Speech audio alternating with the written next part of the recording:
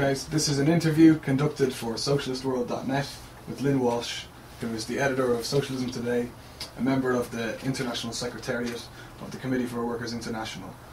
So, Lynn, in the last number of weeks, the international press, the capitalist commentators, have been speaking of a sort of recovery, the beginning of the end of the crisis, as far as they are concerned, in the last weeks. In your opinion, is the worst over, the worst of the crisis?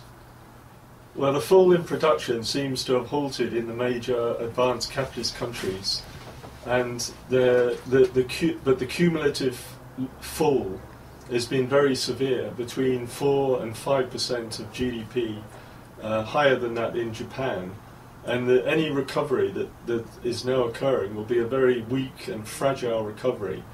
The major economies will only grow around 1% next year, and unemployment will continue to rise, probably for most of 2010 and perhaps beyond that. And workers will suffer from a massive loss of income, they will be burdened by debts, and that's a very weak basis for a recovery.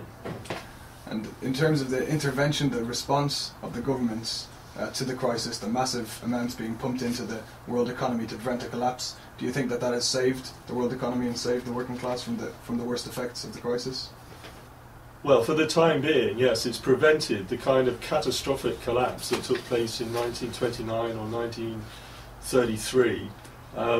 The major governments of the G20, mainly the US, Britain, Japan, other European governments, have spent over 10 trillion, perhaps even now 15 trillion, in propping up the banking system to prevent a collapse.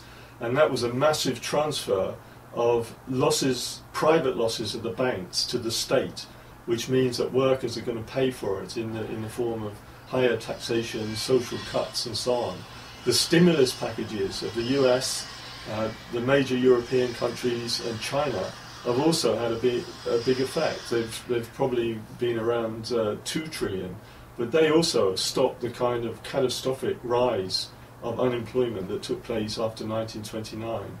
But it remains to be seen whether there will be sustained growth once these rescue packages have worked their way through. What do you think will be the long-term results of the stimulus packages that have been introduced? Well, the long-term results will be a massive state indebtedness. The state debts will go way above 10% of GDP. That will be paid for in terms of higher taxation, massive job losses in the public sector, cutting back of social expenditure. And that means it will be a drag on the economy. So a short-term stimulus can easily become a long-term burden that will hold back the future growth of capitalist economies. And do you think that poses the question of the risk of developments in terms of deflation or inflation in the economies, the world economy? Well, the capitalist leaders at the most mainly fear deflation, and that's because of the massive fall in demand because of unemployment, the collapse of various economies, and there's also massive overcapacity in the major industries around the world. So there's not an immediate danger of inflation, and they've been able to resort to quantitative easing, which is basically printing money and handing it over to the banks, which under normal circumstances would be highly inflationary. But it's not inflationary at the present time because the banks are mainly sitting on that money and it's not circulating through the economy. But as soon as it begins to go through the economy and growth resumes, then there will certainly be the danger of inflation. If inflation begins to rise, then governments may feel that they have to raise interest rates, and again that could cut across the resumption of growth in major economies. And do you think that the massive state investment that the crisis has seen, does this signal the end of neoliberal policies, of neoliberal economics? Well, it's a devastating blow to the ideology of neoliberalism, of ultra-free market policies. I mean, the governments of the US, Britain, major European countries have been forced to nationalise or part-nationalise banks, financial institutions, and in the case of the US, they've propped up big industrial corporations like General Motors. So it proves that the market is far from being a self-regulating mechanism that will secure permanent growth and prosperity. On the other hand, capitalist governments have not abandoned the idea of privatisation. We can see it in Britain at the moment. There's even further sections that are being earmarked for privatisation, and they have not abandoned the basic ideology of ultra-free market policies, even though that in practice they've been forced to cut across that. Do you think that the response of the world leaders, of the world capitalist leaders, has managed to solve some of the underlying problems that have existed in the world economy which caused crisis? Well, not really. They've temporarily cushioned themselves against a very severe crisis.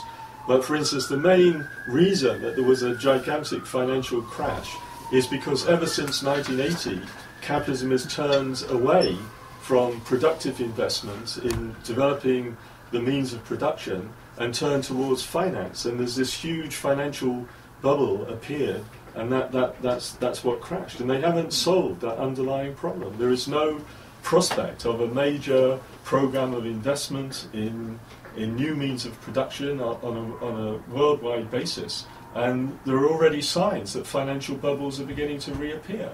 Now, how are they going to find the kind of credit that was used in the 1990s and in the early part of this century, when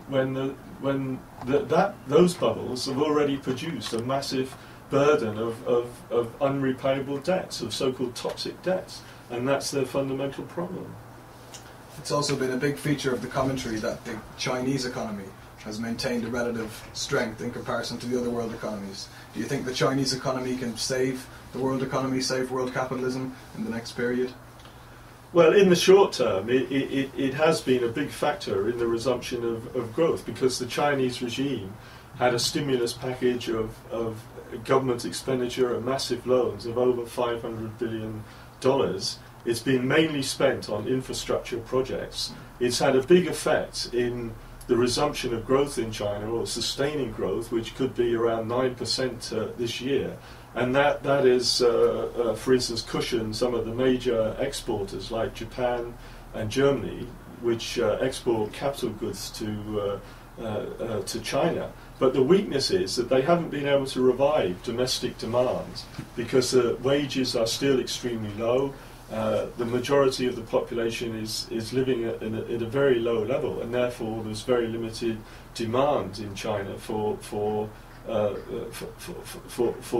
goods. And there's also the problem that once exports revive, which they're beginning to do, then the huge imbalances between, for instance, China and the US will reappear, or will actually be accentuated, whereby the US imports cheap Chinese goods, but it has a huge deficit, and it has huge international debts, largely financed by China, which keep the US market going. On the other hand, China has a huge accumulation of foreign currency reserves, which arise from its trade surplus, but it can't use it because of the structural problems of trying to develop an internal market. So the growth in China has relieved the problems of world capitalism in the short term, but it's by no means solved their longer term problems. And what do you think that this means in terms of the working class, the international working class, and what are the prospects for the working class reacting to these developments and serious struggles developing in the next period?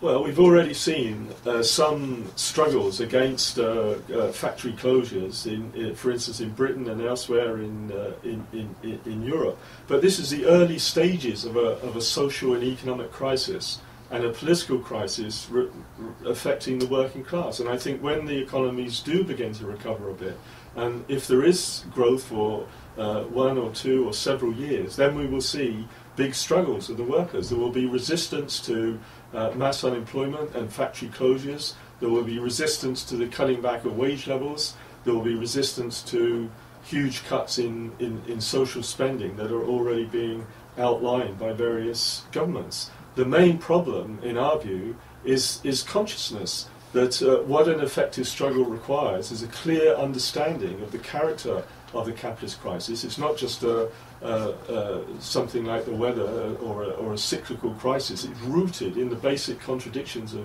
capitalism as a class system based on the pursuit of profit and on the market.